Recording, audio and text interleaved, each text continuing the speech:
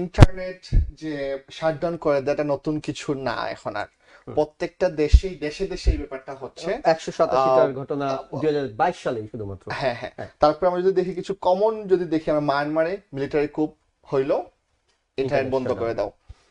তারপরে যদি ইন্ডিয়ায় যদি আমরা দেখি যে সিটিজেনশিপ অ্যামেন্ডমেন্ট অ্যাক্ট সিএএ 2019 হইলো, internet shut of, right?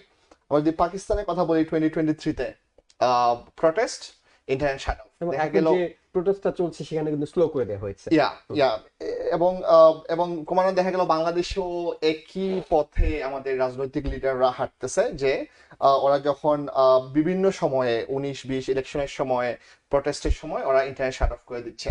So এই যে ব্যাপারটা, যে সময় ওরা শাট অফটা করে দিচ্ছে, তখন ওরা শুধু চিন্তা করতেছে কমিউনিকেশনটা। আমরা আগেই কথা বলতেছিলাম, যখন আমাদের আউটেজটা হয়, it's not only communication is affecting the business, user সবাই এফেক্টেড হচ্ছে।